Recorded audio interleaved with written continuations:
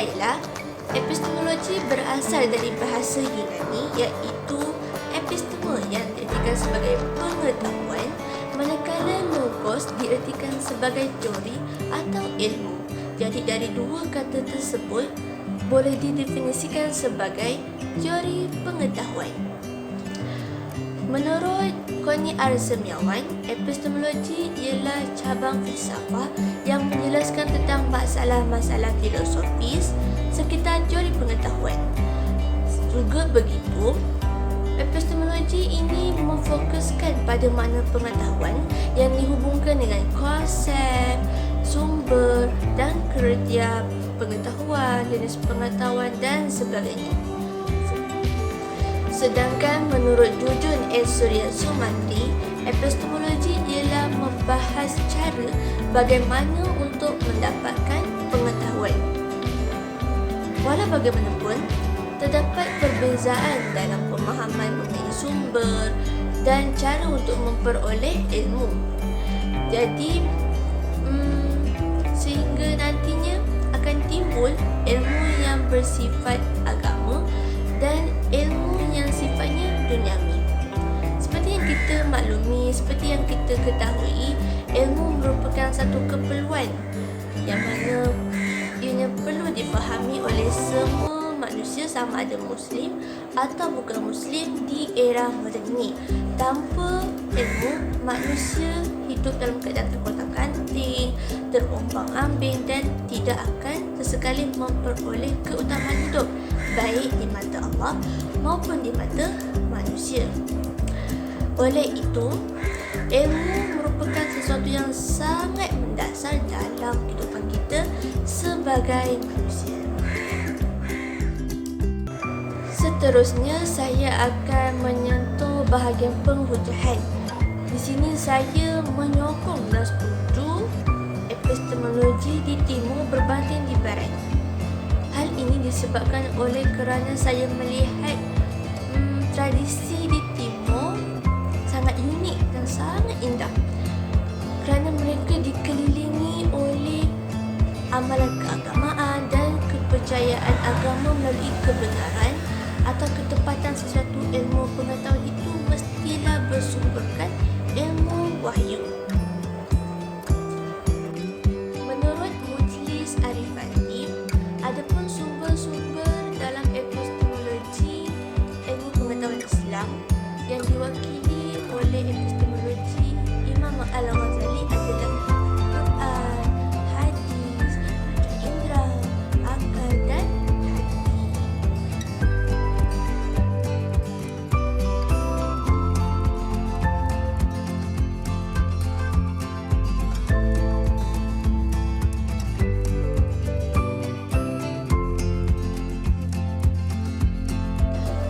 Al-Quran dan hadis adalah pedoman hidup, pegangan hidup kepada semua manusia. Dan Al-Quran dan hadis juga merupakan sumber buku. Di dalamnya ada berbagai ilmu, berbagai ajaran Islam yang ada di dalamnya.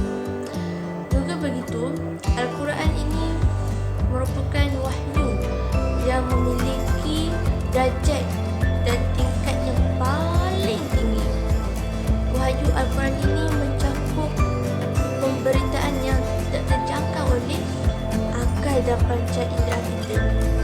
Seperti kita ketahui, panca indera kita terbatas dalam beberapa pekerjaan saja.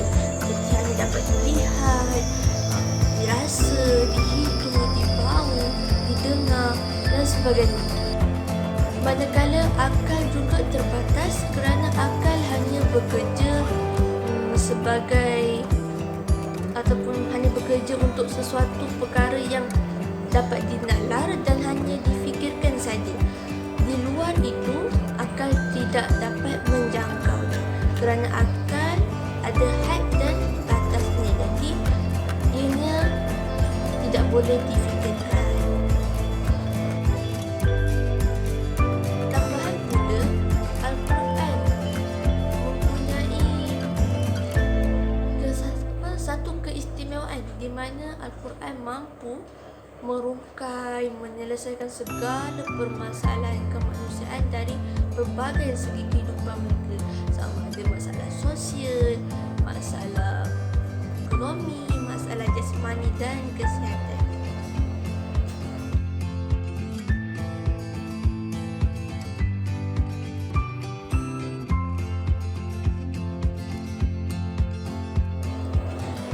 Berbalik kepada kenyataan saya sebelum tadi, saya menyatakan bahawa saya setuju dan menyokong epistemologi di timur berbanding di barat. Di sini saya menyatakan beberapa sebab saya menentang epistemologi di barat. Menurut Muhammad Zaki, epistemologi di barat dan tradisi di barat, mereka hanya menggunakan akal dan panca indera mereka dalam memperoleh ilmu, dalam mengesahkan kesahihan ilmu itu tanpa bersumberkan ilmu. Hanya menggunakan dua komponen ini, iaitu akal dan panca indera sahaja. Tradisi di barat ini sudah zaman berzaman lagi, kerana tradisi ini telah dibawa oleh pemikiran-pemikiran falsafah di barat seperti Plato, Immanuel Kant, Socrates, René Descartes dan banyak lagi. Bukan itu sahaja disebabkan oleh tradisi barat, epistemologi barat ini hanya menggunakan dua komponen ini saja, maka mereka ini menolak keberadaan dan kehadiran Tuhan kerana mereka tidak menggunakan sumber wahyu untuk mereka menjelaskan ataupun mengesahkan sumber ilmu pengetahuan yang mereka capai. Mereka hanya menggunakan akal dan panca indera sahaja. Kerana bagi mereka, kehadiran Tuhan ini akan menghalang mereka untuk mereka berfikir secara bebas. Dari situ, saya boleh simpulkan bahawa tradisi di barat ini agak bagus, namun tradisi mereka akan memberi impak atau kesan yang negatif kerana mereka hanya menggunakan dua sumber ini saja, akal dan panca indera, tanpa menolak wahyu, sumber ilmu yang asas yang perlu mereka selitkan dalam definisi ilmu supaya nilai-nilai etika moral setiap aspek kehidupan mereka diatur dan telah didisiplinkan secara tersusun dan tidak akan diatur oleh akal manusia yang sentiasa terus-menerus berubah. Misalnya, dan untuk berkait dengan topik yang saya bawa, epistemologi ini sangat penting bagi saya sebagai pelajar.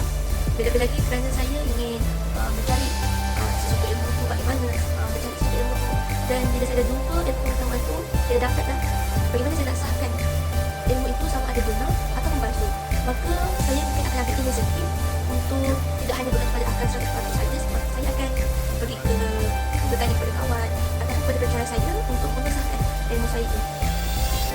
Proses epistemologi ini sangat penting bagi saya untuk mengelakkan daripada saya menuntut mengambil ilmu yang sesat yang akan menjejaskan keseluruhan kehidupan saya sepanjang masa saya untuk akan datang. Sebab apa yang kita pelajari akan kita bawa, akan kita terapkan dalam diri kita sepanjang hayat kita, sepanjang masa depan kita. Jadi saya rasa proses epistemologi ini, ilmu epistemologi ini sangat penting untuk saya dan semua pelajar-pelajar di luar sana. Sekian sahaja dari saya. Wabillahi taufiq wal hidayah. Wassalamualaikum warahmatullahi wabarakatuh.